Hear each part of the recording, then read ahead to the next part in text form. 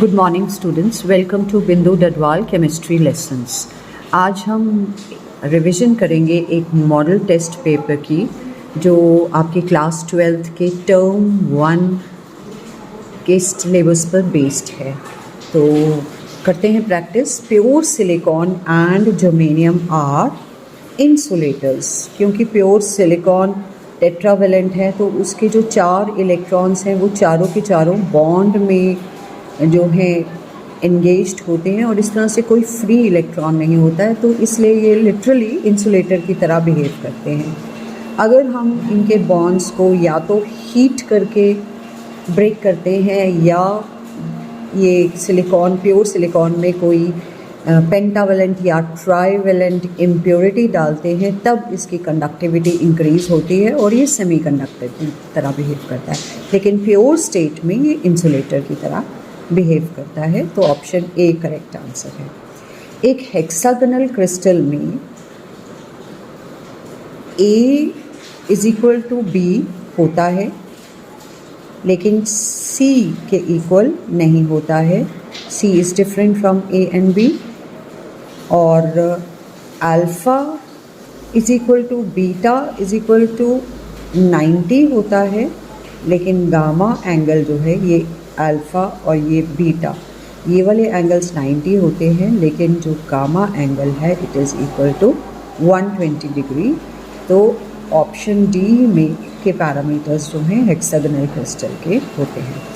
Molality of pure water, molality होता है number of moles per KG of solvent. तो solvent water है तो वाटर के नंबर ऑफ मोल्स हो जाएंगे 1 केजी में 1000 ग्राम्स होते हैं और वाटर का मॉलिक्यूलर मास 18 होता है। 1000 divided by 18 is 55.5। So option D is the correct answer. Which of the following is a colligative property? Osmotic pressure is a colligative property. Which of the following noble gas is used for advertisement display? Option B, neon is used for advertisement display. In the following compounds, which has minimum boiling point? तो down the group boiling point increase करता है, लेकिन water जो सबसे first member है oxygen family का hydride, इसमें hydrogen bonding की वजह से इसका बॉइलिंग पॉइंट हाई होता है। तो उसके बाद H2S का बॉइलिंग पॉइंट कम होता है और उससे नीचे जाने पर boiling point van der Waals force में इंक्रीज़ होने के पर इंक्रीज़ करता है। So option D H2S has the minimum boiling point. In the following which is a dibasic acid? तो डाईबेसिसिटी इसके स्ट्रक्चर से हम देख सकते हैं। तो फॉस्फोरस एसिड H3PO3 में एक फॉस्फोरस H बॉन्ड होता है, एक O बॉन्ड होता है और 2 OH होते हैं। क्योंकि ये इसमें 2 OH होते हैं इसलिए ये डाईबेसिक होता है। तो option B is the correct answer. In the electro refining of copper, impure copper को एनोड बनाया जाता है, पॉजिटिव टर्मिनल से कनेक्ट करते हैं, जबकि प्योर कॉपर कैथोड बनाया जाता है। Pyrolusite is an ore of manganese, MnO2 is called pyrolusite. Ethylene oxide when treated with Grignard reagent, तो CH2CH2O ये एथिलीन ऑक्साइड है। इसमें कोई भी ग्रिग्नार्ड रिएजेंट लेटस से मिथाइल मैग्नीशियम ब्रोमाइड डालेंगे हम तो ये बॉन्ड ब्रेक होगा और एक जगह CH3 और दूसरी जगह MgBr ऑक्सीजन के साथ ये अटैच हो जाएगा।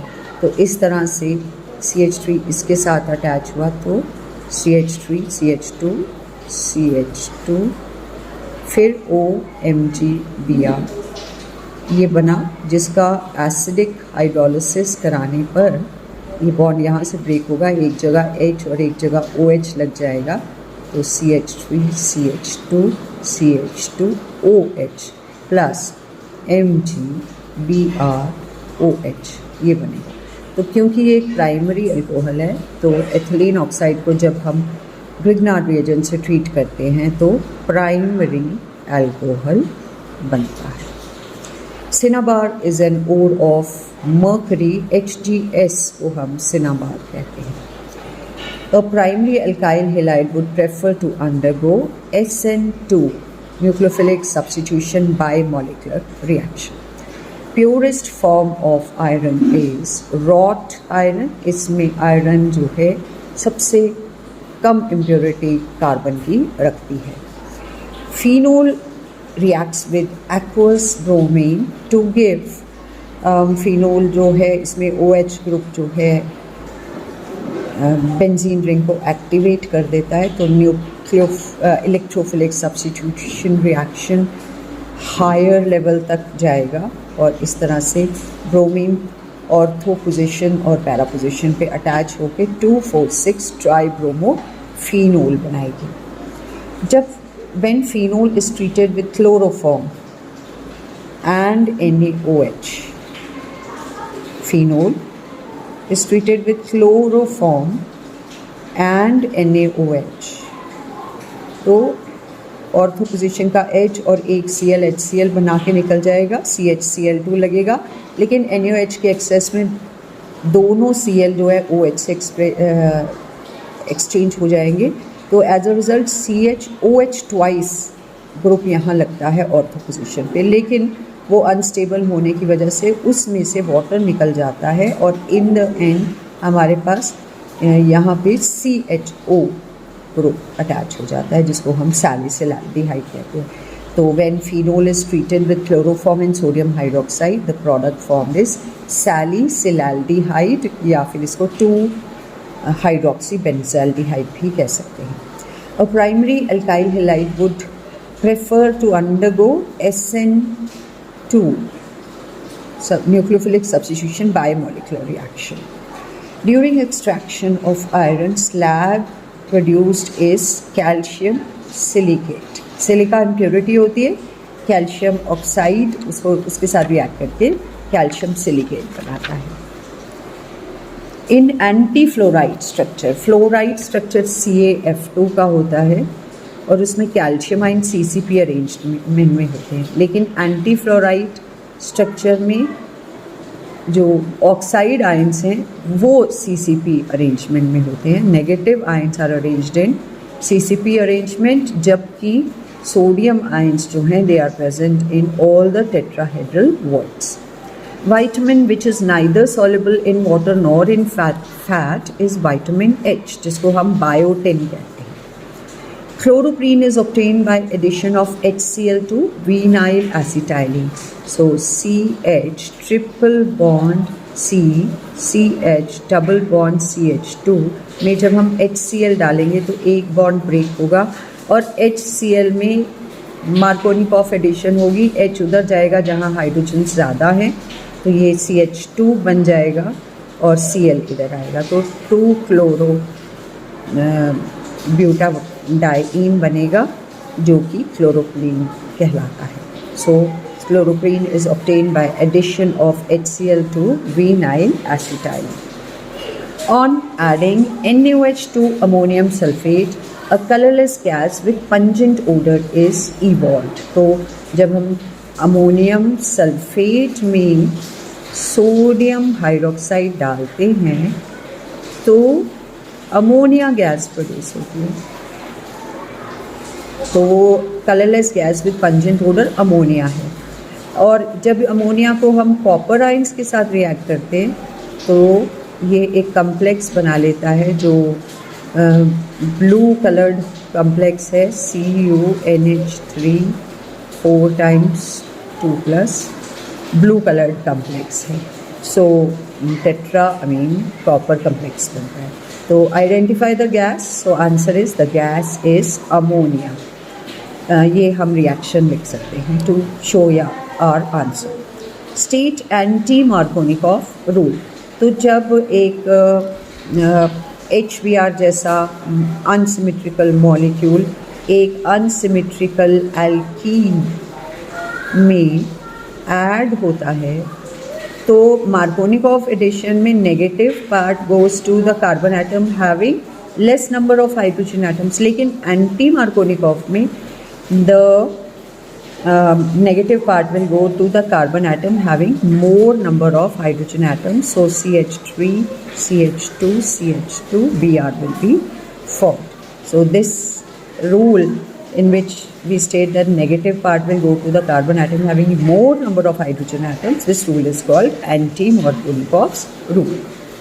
Write short note on coupling reaction. So in coupling reaction, phenol reacts with benzene diazonium chloride, N2 positive, Cl negative. तो फिनोल का पैरा पोजीशन का हाइड्रोजन बेंजीन डाइजोनियम क्लोराइड के क्लोराइड आयन के साथ HCl बना के निकल जाएगा और ये दोनों जॉइन हो जाएंगे. This occurs in a alkaline pH between 9 to 10. तो as a result para hydroxy azobenzene is formed. This is 4-hydroxy azobenzene. ये ऑरेंज कलर का एक डाई होता है and this reaction is known as coupling reaction. Coupling reaction. Then next question is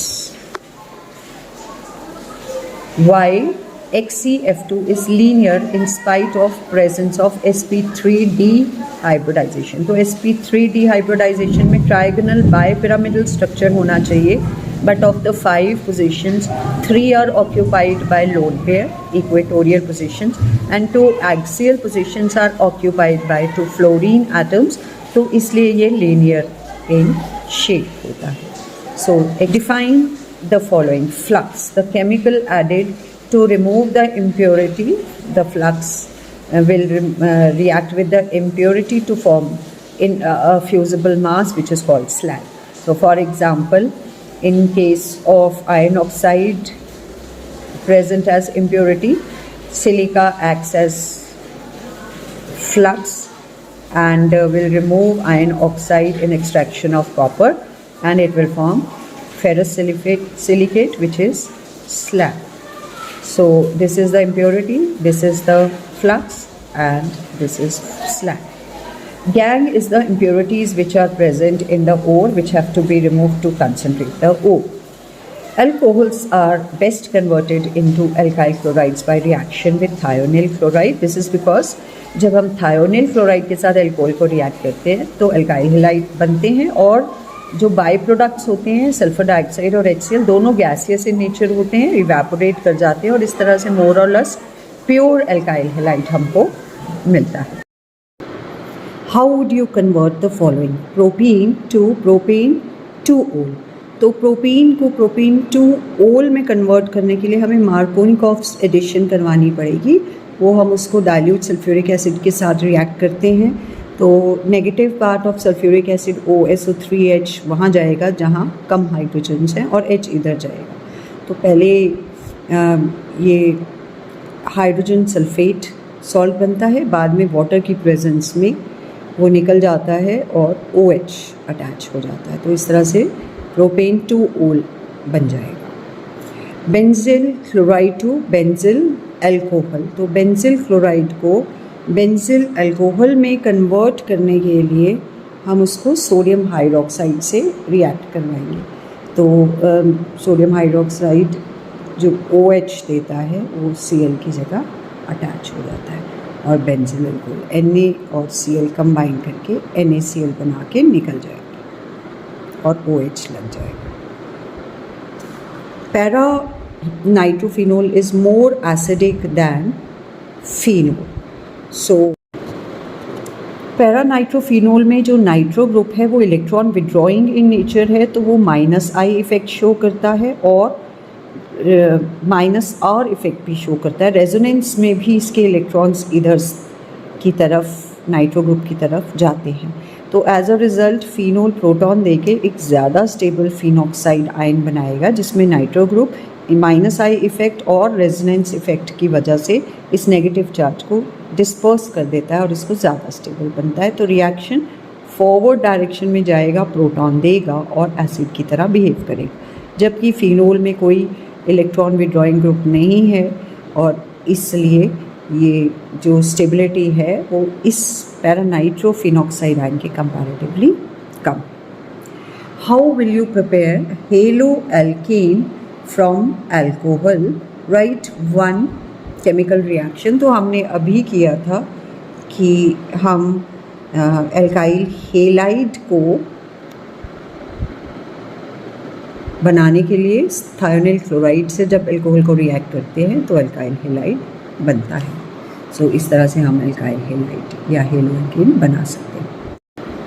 right one chemical reaction of it.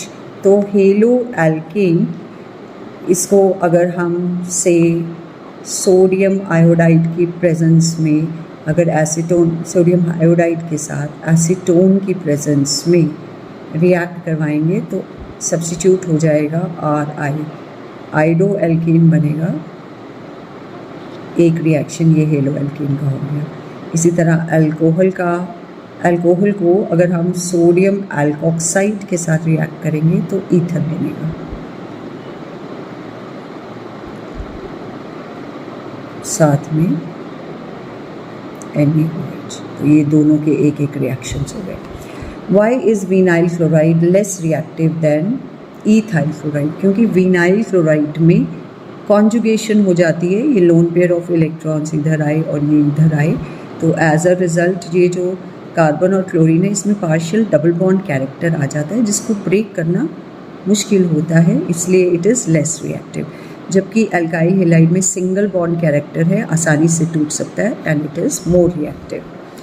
Halo alkane show nucleophilic substitution reaction.